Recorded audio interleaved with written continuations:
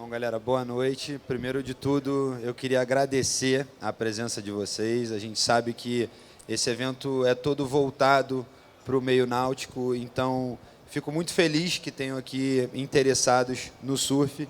E essa palestra vai estar disponível online também, então o pessoal que não está presente, que vai estar em casa podendo assistir. Meu nome é Ian Cossenza, ao meu lado, Michele de Bouillon. Boa noite, bem-vindo a todos. A gente trouxe aqui uma relação entre o surf e o mundo náutico, então a gente vai apresentar para vocês um pouco das nossas aventuras pelo mundo, algumas ondas gigantes surfadas em Nazaré, também no Rio de Janeiro.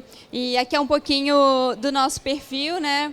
Eu sou surfista profissional de ondas gigantes, mas também sou apresentadora de TV, repórter e pilota de jet ski. Bom, eu sou criado no Rio de Janeiro, na Praia do Arpoador, ali junção Ipanema, Copacabana. Sou conhecido por ser um tube rider, mas acabei me destacando nos últimos anos na busca por ondas gigantes e locais inóspitos. E no meio dessa busca eu encontrei a Michele e a nossa história tem se desenvolvido toda por esse lado, por esse universo das ondas grandes. E no meio das ondas grandes a gente forma uma dupla, né, de towing dentro de toda uma equipe, que vocês vão ver aqui também como que funciona. E vamos lá, vamos começar.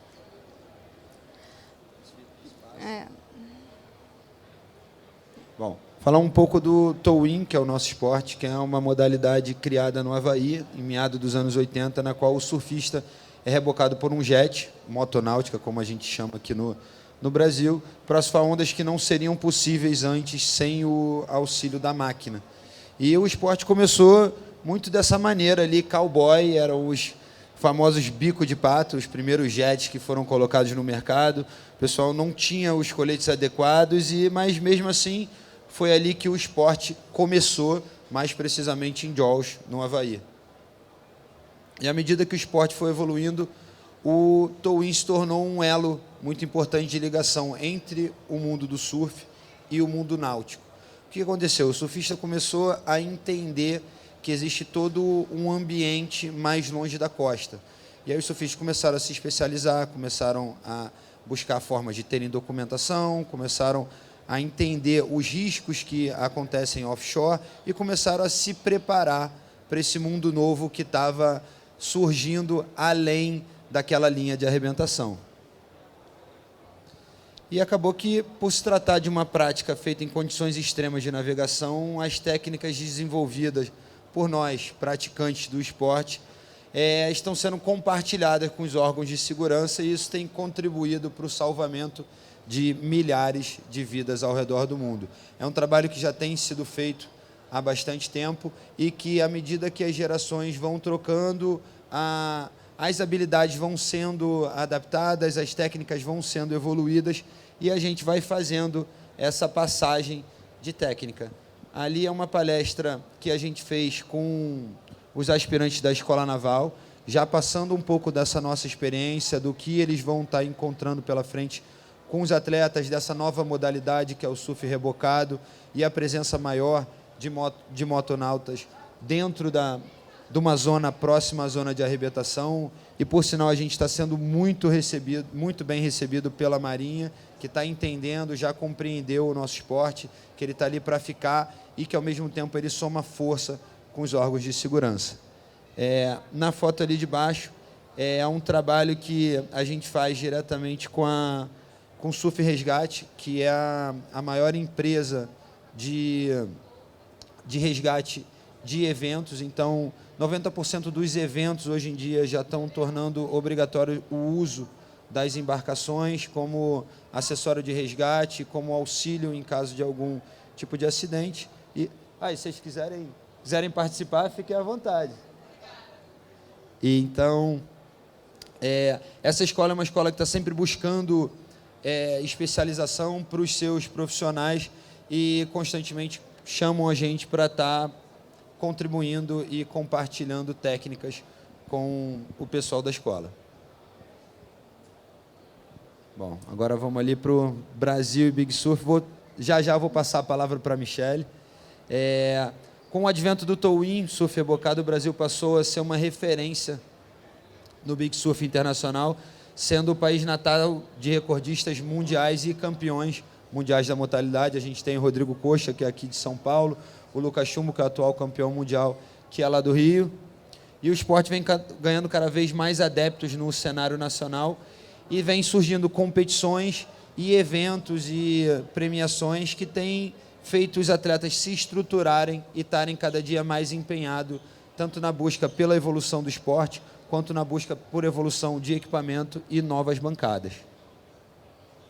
Bom, aqui a gente vai passar... Temos esse vídeo? Temos. Bom, esse é o vídeo da Laje da Besta. Pode dar o pausezinho? Dá para dar o pause?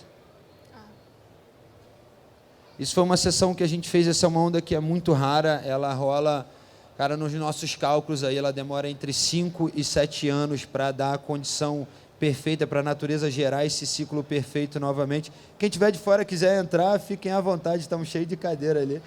Quem quiser ver as maiores ondas do mundo surfadas, a gente está falando um pouco sobre o elo de ligação entre o meio náutico e o Big Surf, que é o esporte que a gente pratica. Então, fiquem à vontade aí.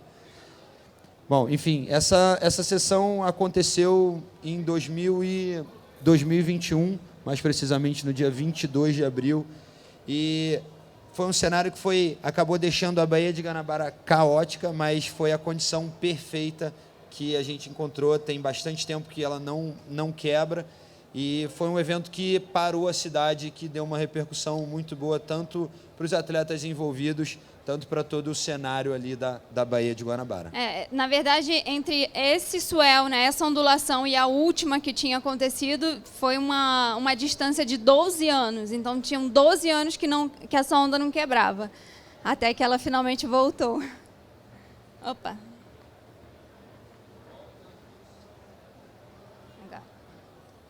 Ela é conhecida como Laje da Besta, mas ali são muitos nomes. Essa foi uma das ondas que o Lucas me puxou no dia, e com essa onda eu acabei conquistando a 3ª colocação no Campeonato Brasileiro de Ondas Grandes, que foi um Oscar, foi uma das maiores ondas da sessão, mas o highlight mesmo foi essa onda da Michele. Michele, que foi a primeira mulher a surfar, a desafiar essa onda, que tem um histórico de muitos naufrágios lá no Rio, é super temida pelos navegantes, e recebeu uma série de honrarias e homenagens depois dela. Ela pode falar um pouco melhor sobre isso. Por ter sido se tornou um evento, né, no Rio de Janeiro, e essa ondulação deu uma repercussão muito grande na cidade. Então, saiu em mídia. Essa aí é a nossa equipe, né, no final do dia, da sessão, todo mundo comemorando. E aqui um pouco do retorno, né, que aconteceu no Rio de Janeiro. Eu recebi uma honraria da Marinha, ganhei uma medalha da turma pioneira, né, das mulheres na Marinha, e que foi um prêmio, algo muito especial para mim, um reconhecimento incrível. E foi super especial. Falando um pouco ainda daquela sessão lá da Laje da Besta, esse dia estava sol, mas esse não foi exatamente o dia, né? O dia estava bem chuvoso, foi um caos, verdadeiro caos na cidade, e teoricamente não era para ninguém estar dentro da água, os portos eram para estar fechados, e a gente conseguiu uma autorização especial junto com o pessoal lá da Marina da Glória, que foi super solícito com a gente, e a gente conseguiu que fosse liberada a nossa navegação ali naquele dia, e a nossa operação aconteceu bem tranquila, e Michele foi homenageada pela capitã da Marinha, o nosso secretário de esporte do Rio de Janeiro estava lá também, homenageou ela. Então, é uma onda que passou a ser descoberta, passou a ser explorada graças a essa junção do surf com o meio náutico, porque antes era impossível estar ali, ficar parado naquela correnteza e surfar ondas dessas, e durante muito tempo essa sessão ainda vai ser lembrada. Vamos para o próximo? Bom, falando um pouco sobre dados que a gente coletou, dados do Ibope Repucon de 2013, cerca de 23% dos brasileiros foram entrevistados, esses que residem nos estados costeiros, 23% deles já tinham tido algum contato com o esporte, com o surf, Em 2022, a mesma pesquisa concluiu que esse índice subiu para 41%. Então, a gente, em 10 anos, teve um crescimento de 221% no esporte. Isso só dentre essa pesquisa, né? Fora todo o ambiente, nisso, títulos mundiais acontecendo. É um esporte que movimenta atualmente mais de 7 bilhões de reais na indústria, e só a etapa de Saquarema do Mundial rendeu 87 milhões de reais de lucro para a cidade. A gente fez um trabalho para a cidade de Saquarema, então a gente teve acesso a esses dados.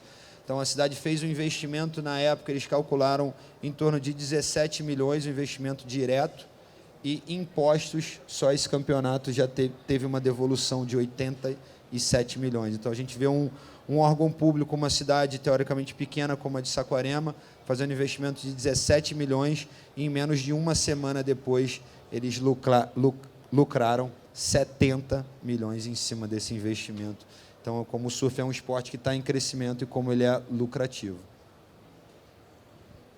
Bom, alguns motivos que têm tornado as motonáuticas cada dia mais cobiçada pelos surfistas, e a gente trata como se fosse uma tendência de evolução do esporte. Os atletas procuram o jet. Número um, né, o auxílio para surfar ondas antes inimagináveis, mas aí a gente já vai para um outro lado, que é o maior número de ondas surfadas, a partir do momento que você consegue estar voltando e o jet ski te coloca em qualquer onda, você tem a facilidade da entrada, você tem a segurança em caso da necessidade de algum resgate, a situação de emergência, ou até mesmo para você prevenir alguma situação que possa vir acontecendo.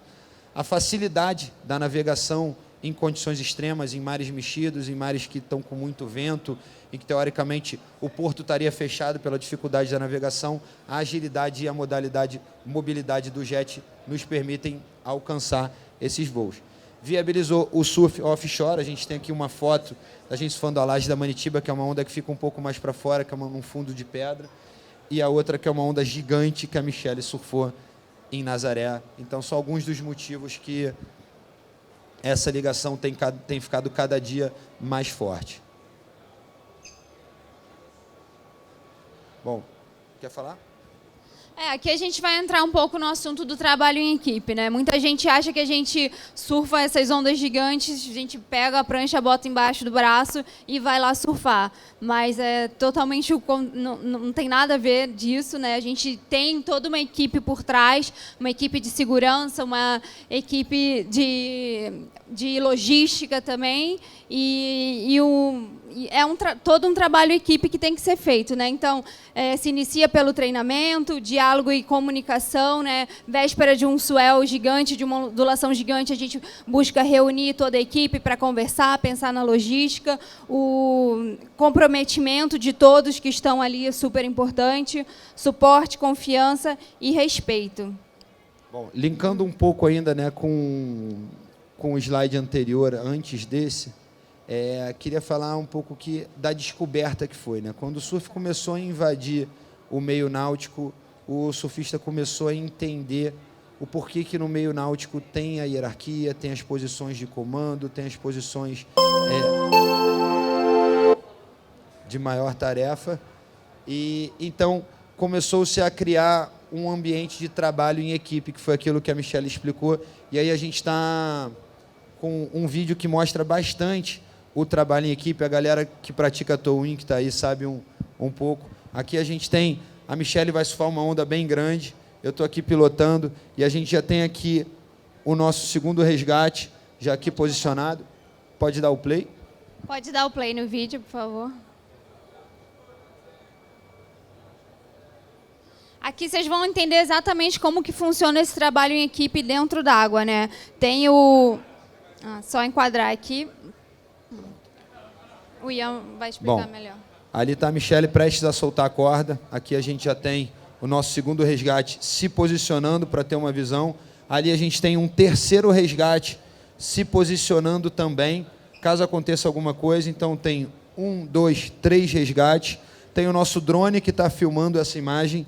E ainda vai ter mais um câmera aqui filmando dentro da água, que ele vai aparecer já na imagem. Então, isso ela está surfando, eu estou posicionado aqui de olho, o nosso segundo resgate está aqui também, e o terceiro está lá atrás, e aqui não dá no nosso vídeo, a gente não tem o áudio porque é do drone, mas ainda tem o nosso spotter que está lá em cima, avisando tudo o que está acontecendo, e nesse momento final sempre tem uma comunicação que a gente decide quem é que vai fazer o resgate. Essa onda, tudo deu certo, foi tudo às mil maravilhas, aqui a gente ainda vai ver, ó, o nosso terceiro resgate ainda vindo aqui, para dar um confere, fazendo a varredura final, para ver se realmente está tudo certo, e inclusive com a preocupação com as máquinas que foram ali fazer o resgate. Caso dê algum problema, fui resgatar ela, deu algum problema, entrou uma sujeira na minha turbina, ainda tem o nosso terceiro que vai fazendo a varredura toda ali do ambiente. Essa onda aconteceu durante um evento da Elite Mundial de Surf, lá em Nazaré, em Portugal. E a gente estava dentro de uma das baterias, né? Aqui, no caso, eu estou surfando. O Ian era minha dupla, estava como primeiro piloto. E o Lucas estava dando suporte como um segundo resgate. E ali atrás era o nosso grande amigo José também como terceiro resgate. Em dias extremos, assim, com ondas tão grandes, a gente usa, no mínimo, 2 resgates, no caso, 2 motos d'água a 3 motos d'água. E o spotter, que fica com os rádios, ele se comunica com todos os pilotos, a comunicação entre a equipe, e ainda assim fica também uma equipe de paramédicos na areia, porque a gente nunca sabe. Existem diferentes protocolos adotados de acordo com o tamanho do mar. Então, os protocolos vão variando a partir... Tem o protocolo inicial, assim, que eu diria que é o mar básico. Você está trabalhando em dupla, mas você não pode estar sozinho no mar, tem que ter outra embarcação ali. Isso a gente está falando de Nazaré. O mar vai subindo, aí a gente tem que ter um segundo resgate, precisa ter o spotter lá em cima, o mar ficou maior ainda, a gente precisa ter 2 resgates, e assim os protocolos vão aumentando. Há um rigoroso sistema que a gente tem que seguir para estar dentro desse universo em segurança. Pode cortar? Queria agradecer nosso amigo que está ali na função, que se desdobrou para isso que está acontecendo certinho. Vamos falando um pouco da nossa equipe, né, de tudo aquilo que vocês viram naquela onda. Que foi essa onda que está aí. A gente tem um ângulo de frente dessa onda, vocês lembram aqui dos 2 jets, mas isso é um cenário que se repete constantemente. Lembrando que a gente pega 10, 20 ondas num dia, não é apenas uma, aquela para postar no Instagram. Realmente acontece toda uma vivência de um swell, uma vivência de um dia de ondas grandes. E tudo isso acontece com um trabalho de equipe que começa com a equipe de água, que no caso é o surfista, o piloto e o segundo resgate. Se o protocolo for exigir, a gente bota mais um jet dentro d'água e a gente tem o pessoal de terra. Que aí entra o nosso spotter, que é a comunicação via rádio, os câmeras e a equipe de apoio, que fica no cliff, na areia, na nossa base também. E aqui é um exemplo de como funciona a comunicação do spotter com o piloto. Vocês vão poder escutar o áudio. Também é uma onda que eu estou surfando em Nazaré. Pode aumentar um pouquinho.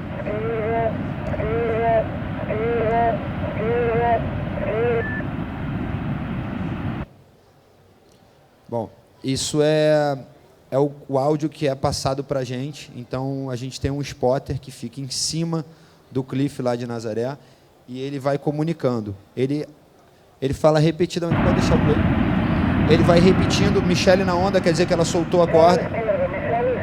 Michele na esquerda, e ele vai repetir esquerda, esquerda, esquerda.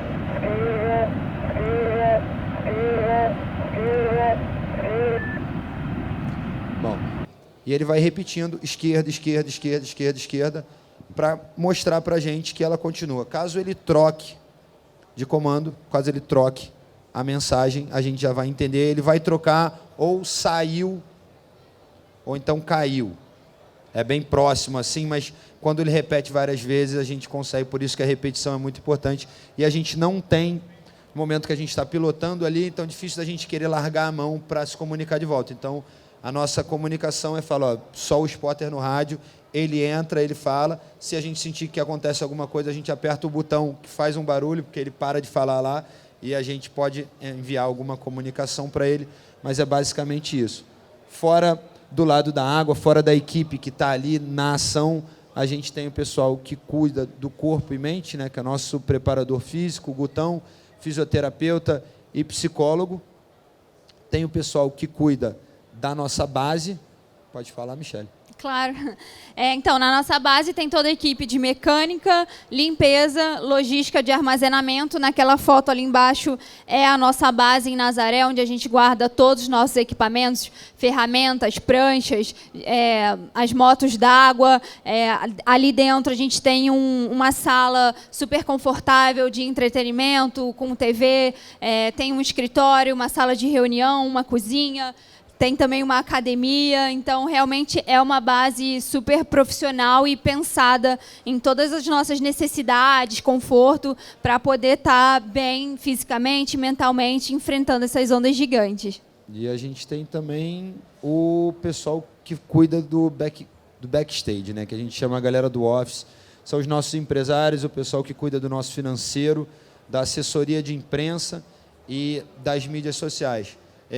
Cara, a gente tenta tornar o mais próximo, a gente tem como referência a Fórmula 1 e tenta tornar o nosso trabalho e a nossa logística, o nosso ambiente o mais próximo possível do trabalho que é feito lá.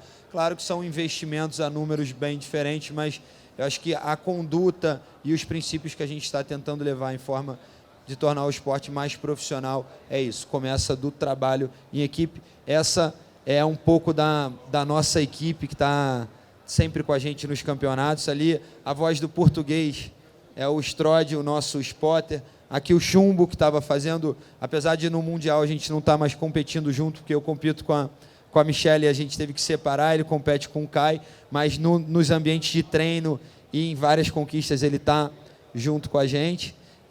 Temos o Burlão aqui, que é o nosso eterno mestre, que Carlos Burle. Foi um dos pioneiros nesse esporte, que hoje em dia ele cuida por trás ali de tudo que está acontecendo na cena para a gente estar sempre no caminho certo. Nossos câmeras aqui, Júnior Enomoto e Naomi Abdi. E aqui é recompensa e reconhecimento, né? Eu acho que é isso, o trabalho em equipe, a gente tem que valorizar, né, os momentos iniciais, os bons momentos, as dificuldades e principalmente as vitórias. E esse aí é um campeonato que aconteceu lá em Nazaré, que foi o Gigante de Nazaré, e a nossa equipe ganhou todas as categorias, então tínhamos muitos motivos para comemorar. Isso é um pedaço do nosso time, né? A nossa equipe é enorme, então a cada lugar que a gente vai no mundo a gente encontra com mais pessoas e esse time só tem aumentado e agregado os valores. Michele foi a primeira mulher a vencer o desafio Gigante de Nazaré, detalhe que ela venceu entre os homens, então eram homens e mulheres, a categoria era aberta para todos.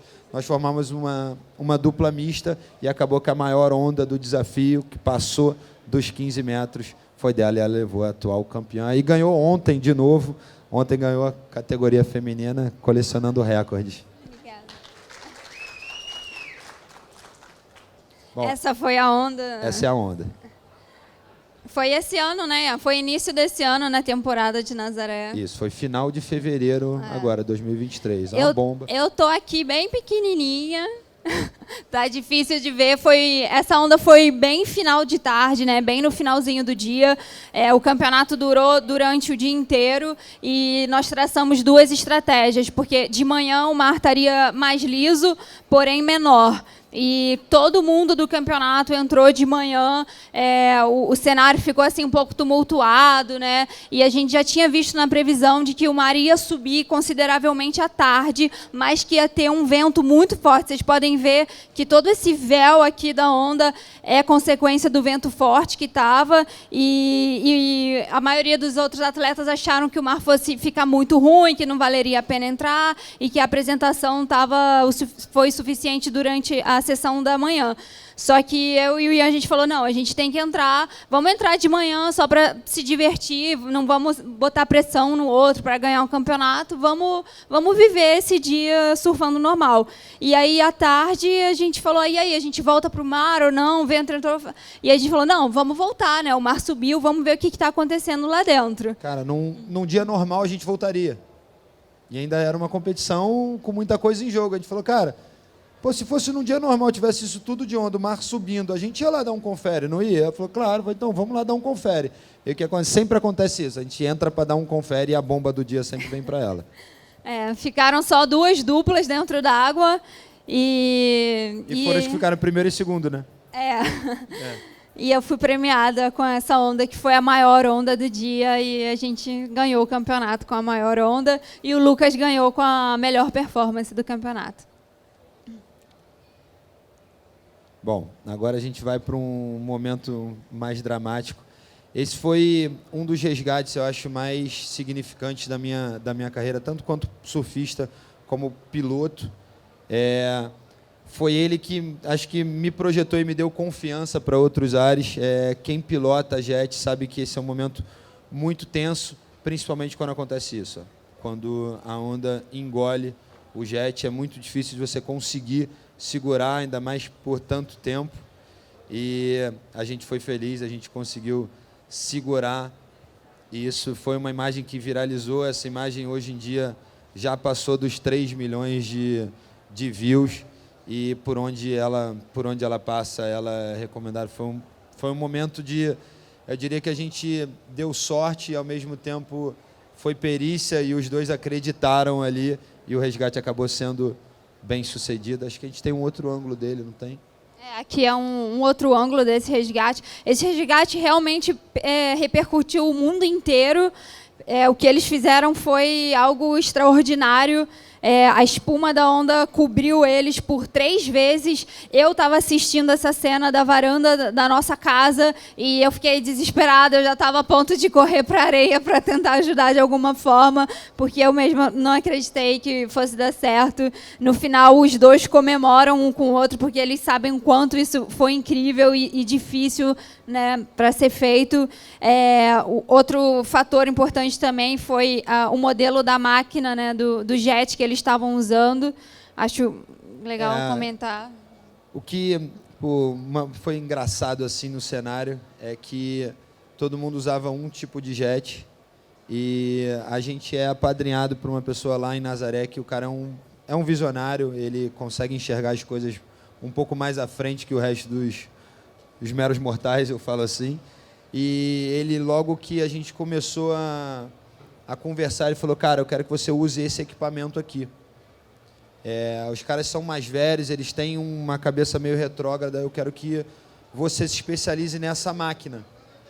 Mas se todo mundo está usando a outra, sério mesmo? Ele falou, cara, se você for nessa daí, eu vou contigo.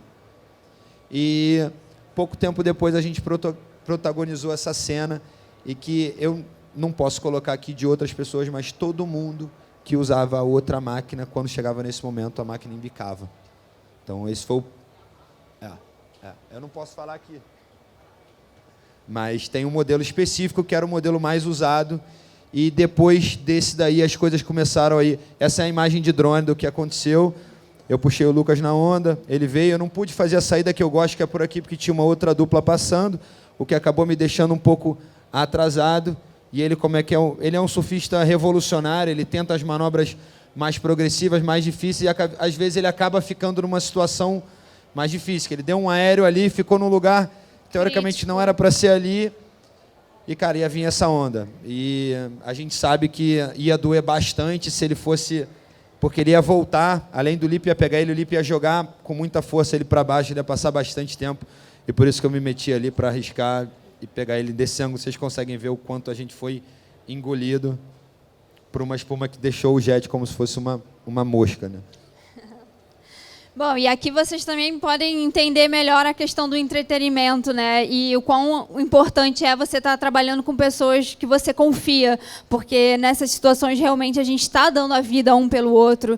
Se a máquina tivesse virado, se o Ian não tivesse sido firme ali nesse resgate, muita coisa teria acontecido. A gente toma atitudes muito rápidas, porque a gente tem a obrigação de não deixar a situação complicar. Então, se eu vejo que, cara, ele vai estar numa situação difícil, eu vou me esforçar ao máximo para resolver essa situação antes que essa situação se agrave. Então, é um protocolo que a gente usa. Então, A gente costuma falar em inglês, né? How far would you go to rescue your bro? É tipo, quão longe você iria para resgatar o seu amigo.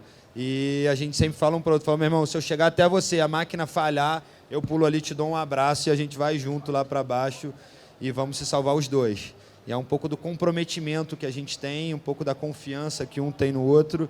Eu confio na Michelle, a Michelle confia em mim, eu confio no Lucas, o Lucas confia na gente. Ele não pôde estar aqui porque ele teve filho há pouco tempo, chegou numa loucura danada e, cara, chegou ontem direto para o campeonato. Eu acho que hoje ele vai estar dormindo por pelo menos umas 20 horas, coitado. Vamos para o próximo vídeo? Bom, enfim, esse aqui eu acredito que é um dos momentos mais marcantes das nossas carreiras, independente de qualquer título, de qualquer vitória. Esse swell foi no dia 28/10/2020.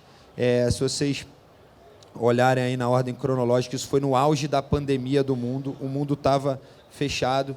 Eu tenho uma empresa de barco na Indonésia, tem até um amigo que já foi ali com a gente, já viajou com a gente.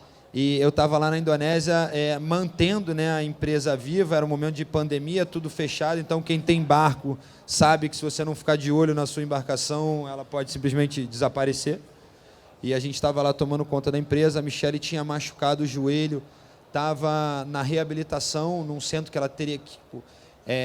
A única maneira dela estar nesse centro seria ela se internar, porque ela não poderia entrar e sair, fazer uma fisioterapia normal, porque era pandemia. O auge da pandemia, né, do Covid, e esse era um centro lá na França.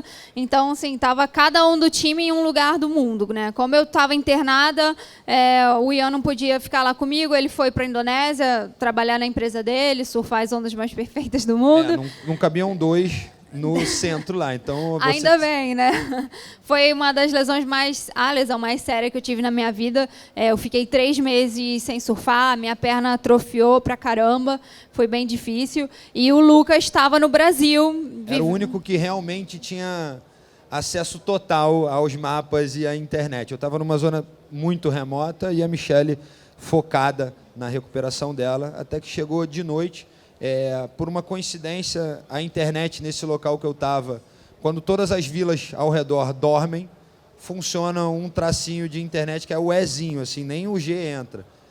E nesse dia funcionou, meu telefone começou a vibrar desesperadamente, eu olho e está rolando uma chamada no grupo, assim, eu por acaso consegui atender, e era a Michelle e o Lucas, os dois desesperados. Sai correndo daí agora, pega o primeiro barco, se mete em qualquer...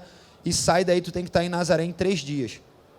Falei, galera, é impossível eu estar em Nazaré em 3 dias. Eu estou aqui em Desert Point. Para eu chegar em Bali, que são, sei lá, 10 quilômetros de travessia, eu vou levar quase um dia para chegar lá.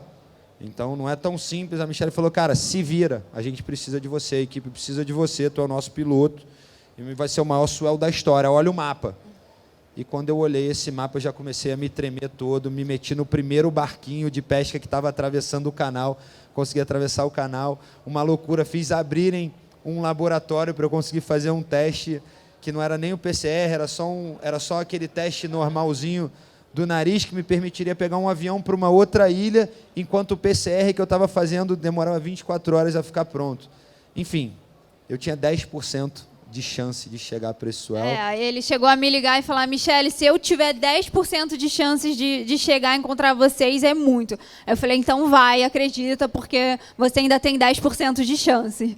Ele, inclusive, pegou um avião para Jakarta, que é a capital da Indonésia, sem nem ainda ter recebido o resultado negativo, no caso, né, do teste dele. Eu corria risco de ficar exilado em Jakarta, que era uma decisão super arriscada, que eu fiz o primeiro teste ali, que deu negativo, como todo mundo dava, mas tinha o principal teste.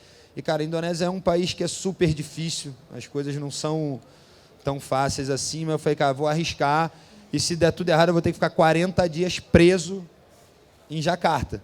Mas deu tudo certo, meu teste deu negativo, eu consegui voar, e foi isso que aconteceu. Ela até dá uma tremidinha, até hoje, ela lembra que a parada foi séria. A Michelle chegou primeiro, ela conseguiu chegar antes, ela abriu praticamente a nossa base. Eu pedi liberação do centro uma semana antes. Na verdade, eu já tinha recebido alta, mas eu pedi para ficar mais 2 semanas de reforço, até que surgiu essa ondulação e eu tive que pedir novamente a liberação. Ali mostrou a Michelle dentro da nossa base, preparando as pranchas. Eu fui chegar só à noite, já cheguei colocando o jet ski dentro d'água com ela. A gente abasteceu de manhã. Esse é o Lino, nosso padrinho, que estava ali, aquela movimentação no cliff da Nazaré. E aí a primeira onda surfada do dia foi justo dela. Já queria matar logo o dragão. 3 meses sem pisar numa prancha, sem pisar na água. Falei, vambora, vai dar tudo certo. E seguimos ali com um jet de 300, que é a experiência feita, o maior mar do mundo. Ok, vamos com o jet mais potente do mundo. Para quem não sabe, a gente usa lá o Sea-Doo 300 HP. Em breve a gente vai trocar por 325, mas essa foi a primeira onda surfada no dia. Nesse momento, confesso que eu fiquei com muito medo, porque eu cheguei a pensar, ai, será que eu vou ter que voltar para a França? Porque a onda realmente quase me pegou ali. O nosso spotter chegou até a avisar, caiu, porque ela realmente ficou desaparecida ali por alguns segundos e a gente sabe que a mensagem tem que ser passada muito rápida, tanto é que quem vai fazer o resgate é o Caio, que era o nosso segundo resgate. Terceiro resgate desse Terceiro dia. resgate, porque eu e o Lucas voltamos. Essa foi a minha onda, eu esperei até o final do dia, a equipe está toda feliz e ter feito a missão deles para pegar a minha. Foi uma das maiores ondas que eu já surfei na vida, uma das grandes do dia, mas a gente tem que tirar o chapéu que a maior onda já surfada no planeta foi essa, daí pelo Lucas Chumbo. E foi a maior onda do dia, a maior onda do swell, disparada. E a gente briga até hoje pro reconhecimento pelo recorde mundial nessa onda. Aberto do Cliff de Nazaré.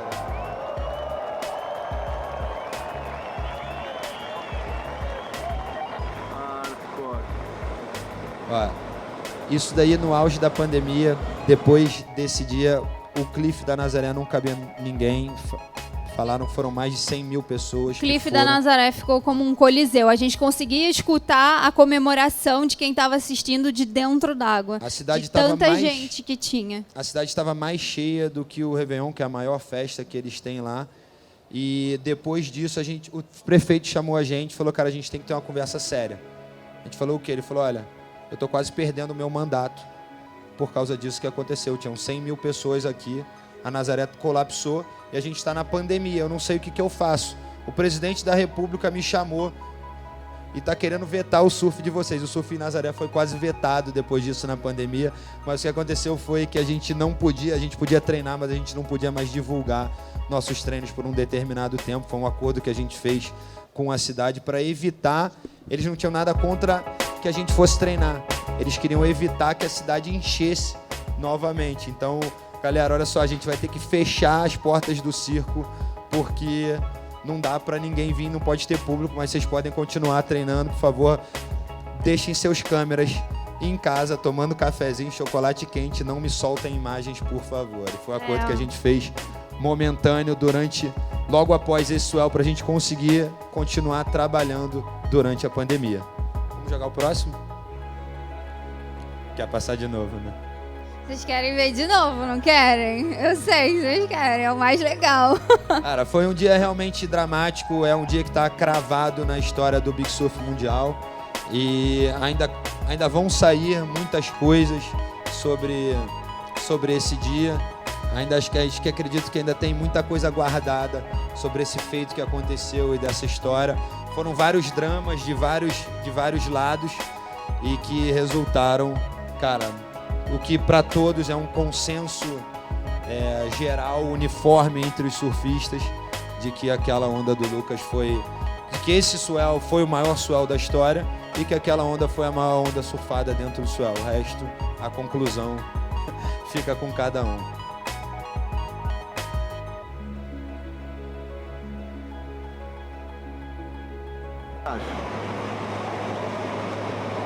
Tem um gajo de trás.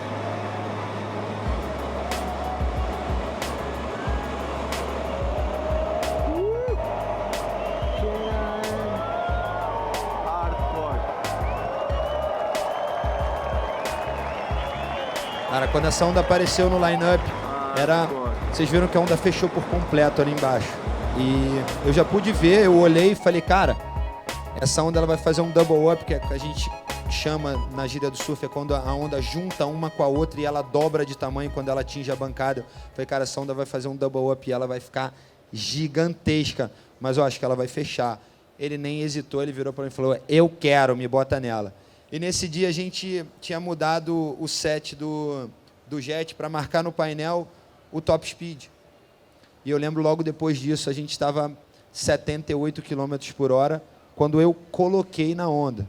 Então, depois que ele começou a descer, ele passou longe essa velocidade. Então, eu suspeito que ele deva ter atingido na casa dos 100 km por hora, tranquilamente, naquela onda. E quando ele saiu da onda, o mundo inteiro já sabia que aquela ali tinha sido a maior onda já surfada na história do surf.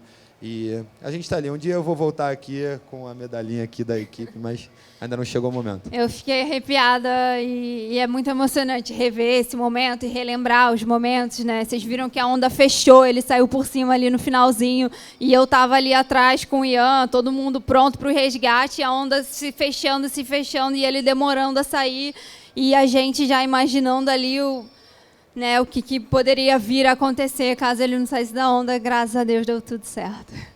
Bom, aqui são alguns dos feitos que têm acontecido na nossa vida. A gente está dentro de um documentário super interessante que passa na HBO Max, que é o 100 Foot Wave, e que é basicamente é um reality show do que se passa na vida dos Big Riders ao redor do mundo. O foco principal é em Nazaré.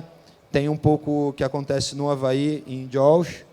O outro destaque... Rapidinho, então, quem quiser entender um pouco mais e ficar mais próximo, assistir um pouco mais desse universo das ondas gigantes, do Tow-In, se conectem lá na HBO Max, que está tendo esse documentário super legal, que se chama A Onda de 100 Pés, em português e inglês é 100 Foot Wave. Bom, isso aqui, a conquista do ano passado, mas Dona Moça repetiu ontem mesmo essa conquista. Foi a campeã do Gigante Nazaré na equipe feminina. Nós ficamos na 3ª colocação no geral. Lembrando que nós somos uma dupla mista que compete contra os melhores surfistas de ondas grandes do mundo e que, no geral, fazem duplas masculinas. 100% de homens, nós competimos em casal e a Michelle supre qualquer necessidade, encara de igual para igual, qualquer desafio, qualquer homem vai estar ali de frente. Só uma observação, né, gente? Ali ficou trocado, tá? Então, Nazaré Tow Challenge é na 3ª foto, só para quem lê. A gente está falando de campeonato. Mas aqui são realmente nossos destaques recentes, né? A gente está agora no HBO, no documentário. Teve as 2 edições do Gigante de Nazaré, uma foi ontem, foi também, a equipe ganhou tudo, o Lucas ganhou, eu ganhei com o Ian também, e na dupla nós ficamos em 3º lugar, eu ganhei feminino. E o nosso próximo campeonato mais importante do ano está para chegar, é a temporada de Nazaré, que se inicia finalzinho de outubro, início de novembro, e já está marcado o Nazaré Tow Challenge, que é o maior campeonato do mundo de ondas gigantes, que vai ser lá em Nazaré, nosso próximo campeonato também. Quem puder acompanhar aí vai estar tendo a transmissão online. Para quem não puder ir lá em Nazaré, assistir o show ao vivo. Bom, isso aqui são alguns dos nossos parceiros que estão sempre com a gente. A gente acredita em parceiros que tenham a mesma filosofia e sigam os mesmos padrões de excelência e qualidade. Deixa eu passar para o próximo. Muito obrigado. Aqui a gente finaliza a nossa palestra, uma imagem muito interessante de um exercício de confiança que a gente faz. A Michelle está com um peso de 8 quilos, andando debaixo da piscina. Isso é uma piscina de 25 metros e eu só posso respirar na hora que ela for respirar. É um exercício de confiança que a gente faz, que mostra o quanto um confia no outro. Ela sabe que enquanto ela não estiver respirando, eu não estou respirando também, e a gente vai cadenciando a nossa relação ali, e aqui ela me colocando numa onda gigantesca. Não é só ela que surfa, eu surfo também, e ela pilota muito bem. E é isso, galera, sintam-se à vontade, a gente tem alguns minutos aqui, se alguém tiver alguma pergunta para fazer, essa é a hora. Vamos só apresentar esses 2 equipamentos que a gente trouxe aqui, que é um dos nossos equipamentos de segurança, né? A gente usa geralmente 3 roupas Dependendo da temperatura. A primeira é um colete que tem umas espumas dentro, ele serve tanto para o impacto quanto para a flutuação. A gente é obrigado, por lei, a usar um colete de flutuação permanente, qualquer um que esteja pilotando uma motonauta, no caso um jet.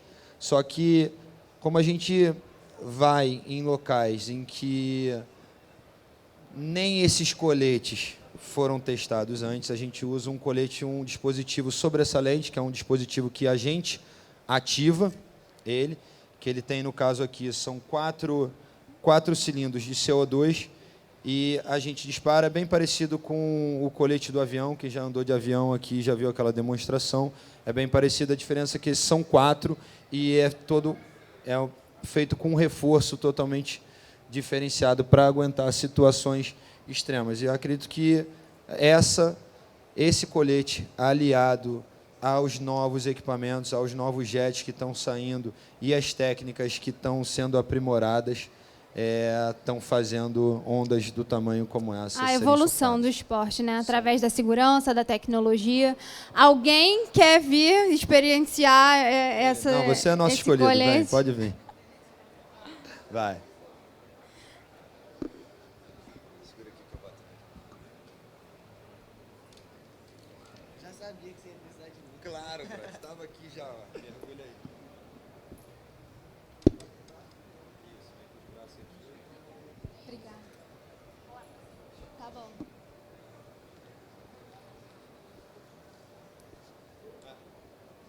Isso normalmente a gente sempre se veste em equipe, que é muito importante a gente estar conferindo para o nosso parceiro como está o estado da roupa, porque pode acontecer na hora que ele vai vestir, a roupa vai para uma outra posição, então é sempre bom você ter o seu parceiro para fazer o check e ter certeza que o seu equipamento vai estar em condições de ser operado.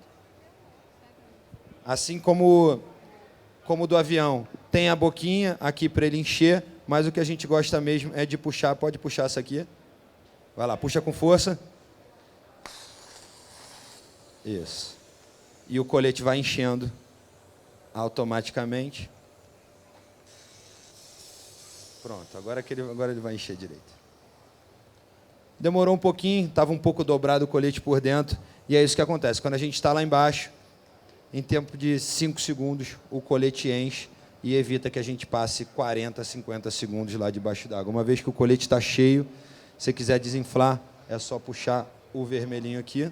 Puxa para cima. Puxa e continua segurando. Isso, continua aí, que ele vai desinflando. Vai, mais uma vez, puxa de novo. Isso. Pode ir apertando. Bom, esse é um dos principais dispositivos de segurança, e ele é o que tem feito muita gente ter ganho coragem. Obrigado pela sua ajuda. E a outra aqui são as pranchas. Aconteceu uma revolução enorme nas pranchas. Calma aí, vou te ajudar a sair. Enquanto o Ian ajuda ele, eu vou apresentando a prancha aqui para vocês. Essa é uma prancha de tow-in.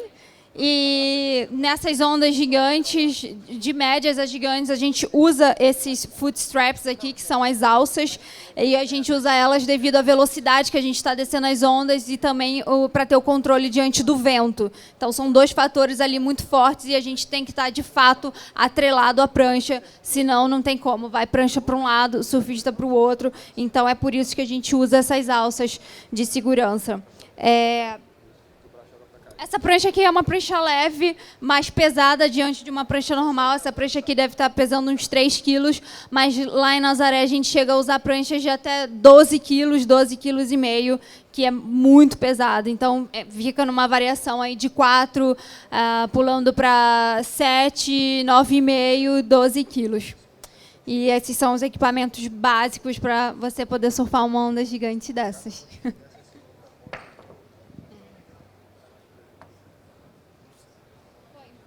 Alguém tem uma pergunta ali? Sim, aqui, mas ele tá com vergonha.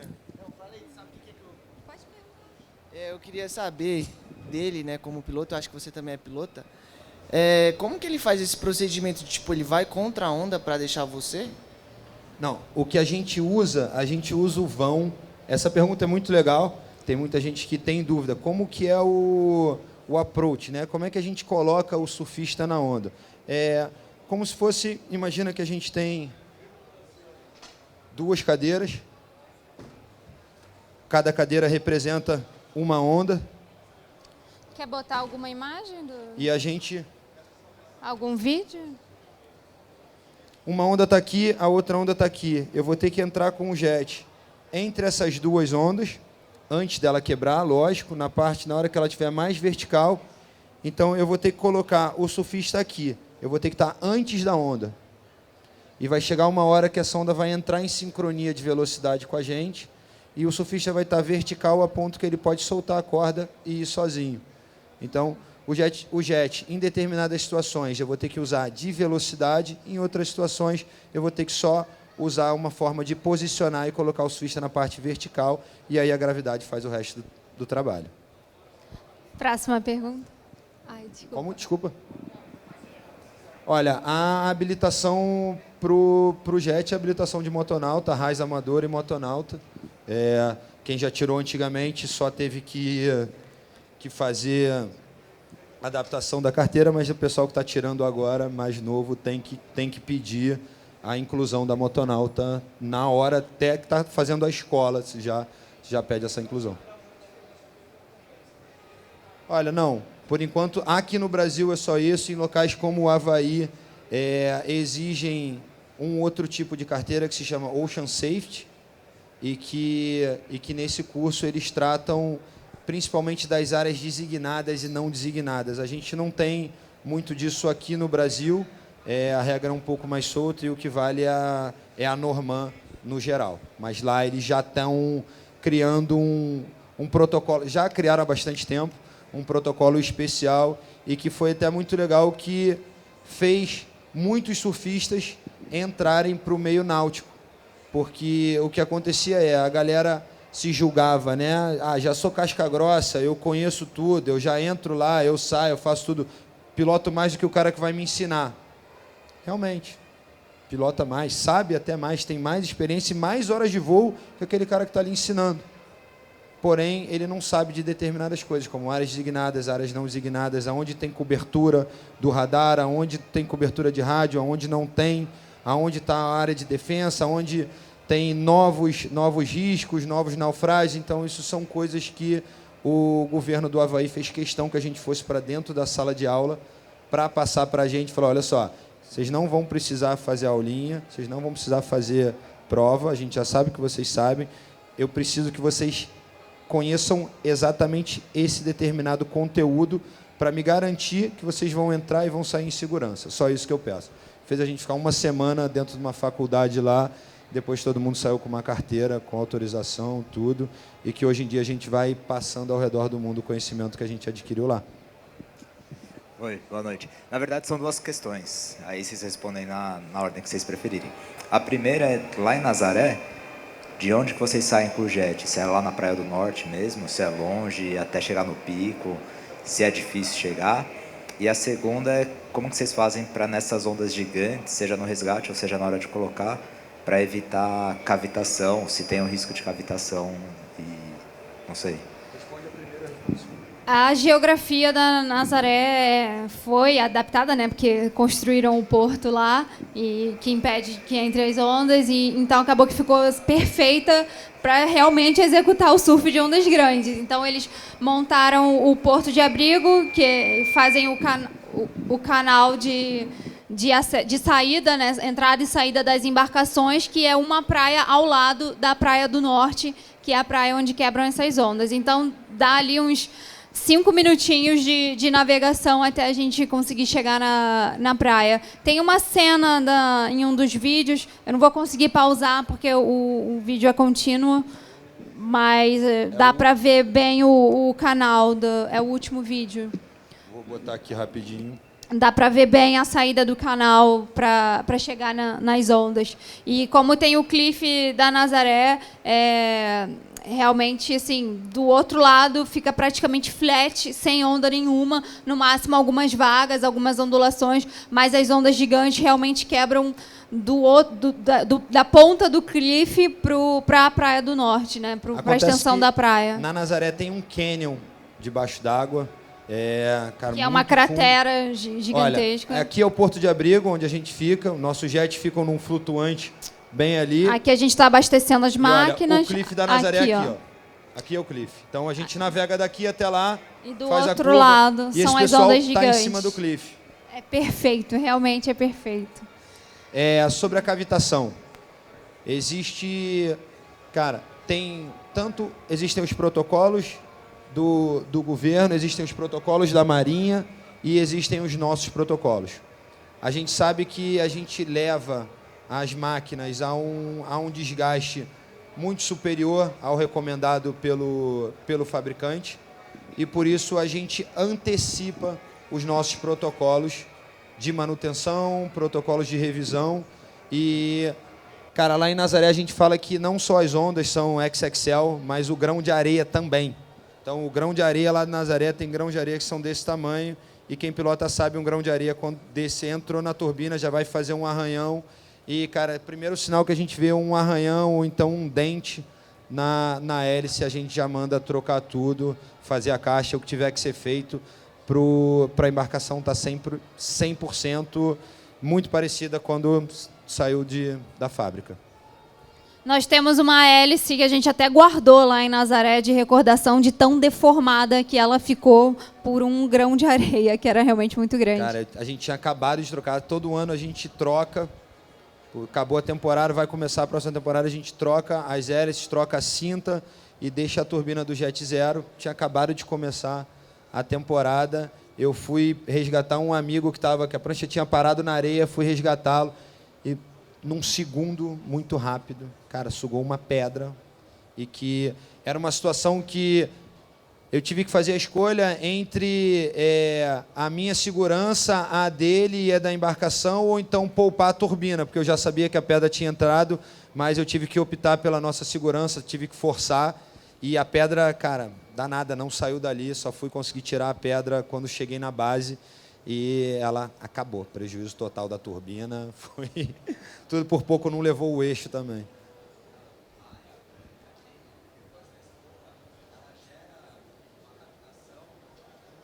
Então, essa água branca, principalmente a de Nazaré, ela gera, cara, tanto uma cavitação quanto vamos dizer assim, um desnível de densidade da água muito grande. Então, pelo fato da onda ser enorme e ter muita energia, é a mesma coisa que você girar o seu liquidificador com um sabão dentro numa velocidade muito alta. Ele vai criar uma espuma enorme que não tem densidade nenhuma, né? Você pega assim, ela dissolve. E a mesma coisa acontece com a turbina do jet. Então, é muito do gosto de cada um. Eu tenho um gosto por uma máquina que tem um casco um pouco mais fundo e que me supra a necessidade. Tem uma outra galera que já faz algum tipo de adaptação, usa uma turbina, uma hélice dupla na turbina, ou faz o que eles chamam de chipar o jet para passar na máquina e tentar dar um pouco mais de potência, mas isso eu não recomendo a ninguém, porque isso é para aquele cara que vai usar 15 minutinhos ali e tal, e depois vai parar o jet porque ele vai superaquecer, vão dar outros problemas.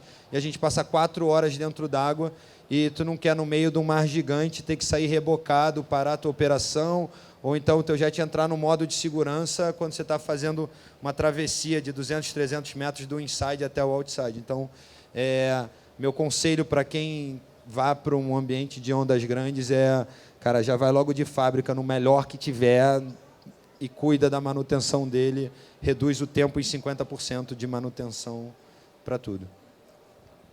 Mais alguma pergunta de alguém? Obrigada. Então é isso, galera. A gente encerra por aqui. Queria agradecer a presença de vocês.